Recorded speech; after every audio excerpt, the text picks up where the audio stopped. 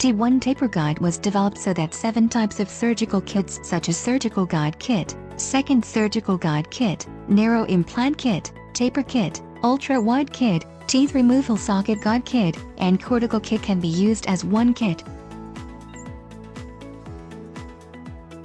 Kit for one body fixture. Kit for ultra-wide fixture. Kit of cortical drill components.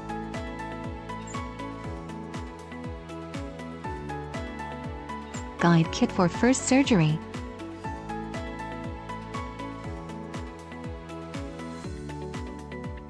Guide kit for second surgery.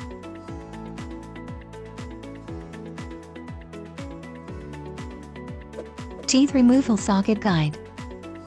Drilling at the correct position is possible by drilling after attaching the guide cylinder that matches the upper diameter to the teeth removal socket.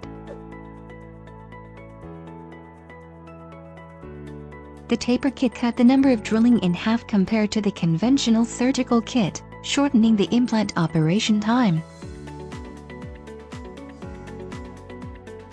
The structure of the taper drill is divided into 2 parts. Insertion entry section. First enlargement section. Second enlargement section. It is divided into a third enlargement section. The same insertion and extension are made for the next step drill.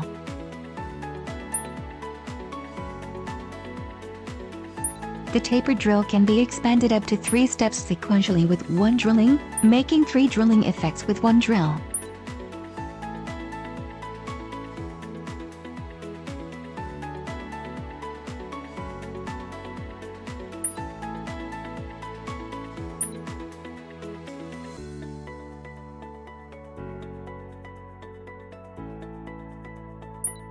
When using the taper drill for each step after guide drilling as shown in the video on the right, insertion and enlargement are repeated naturally, making it possible to place 6.0 fixtures with just 4 drillings.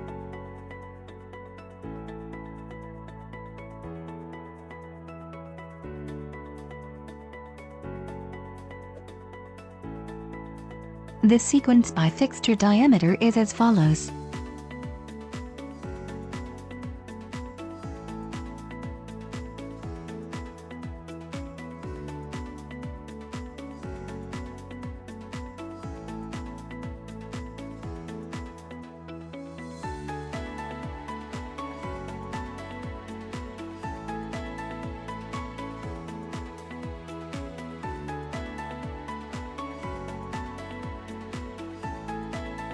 Using a large drill instead of a cortical drill results in unnecessary bone deletion and delays in osseointegration.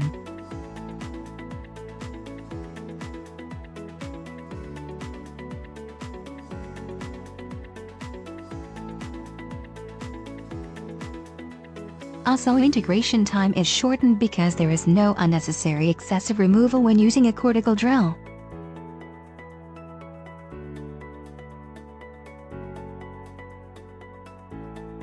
Kit for all-body fixture. When using the guide cylinder, it is placed at an accurate angle, so there is no need to remove the upper part of the fixture for inserting the prosthesis.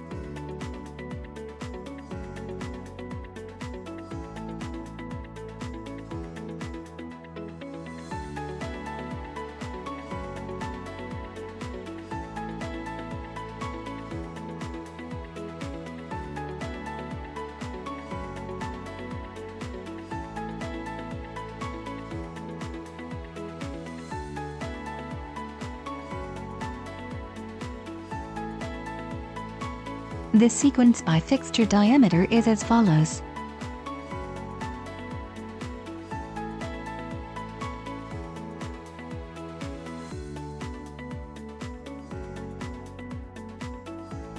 First surgery fixture placement guide. If the height of the adjacent tooth is low, fasten it to the first groove. Start the guide drilling. After fastening the guide cylinder to the guide pin, check the path. Start the second guide drilling after confirming the path. Check the path by fastening the guide cylinder to the guide pin. Continuous drilling of up to 4 unit cases is possible only with the basic configuration of the kit. After checking the path, drilling that meets the fixture standard starts.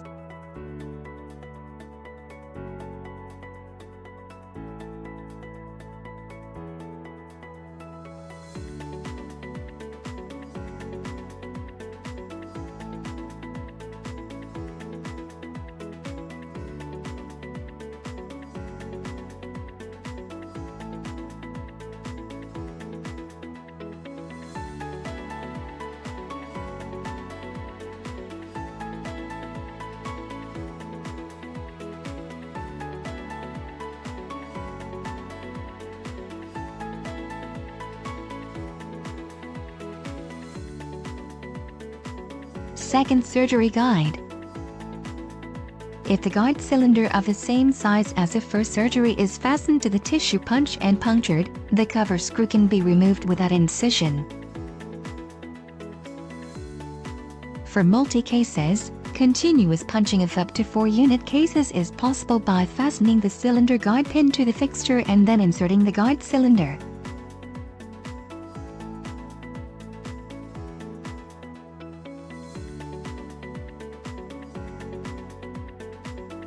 After the perforation is completed, the secondary operation can be completed easily by tightening an abutment that is suitable for the size.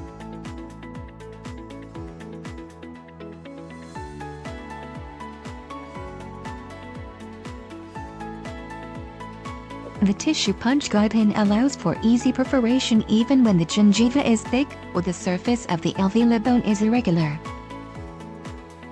Remove the cover screw after initial punching using the same guide cylinder as in the first surgery. For secondary punching, fasten the tissue punch guide pin with the same color as the tissue punch.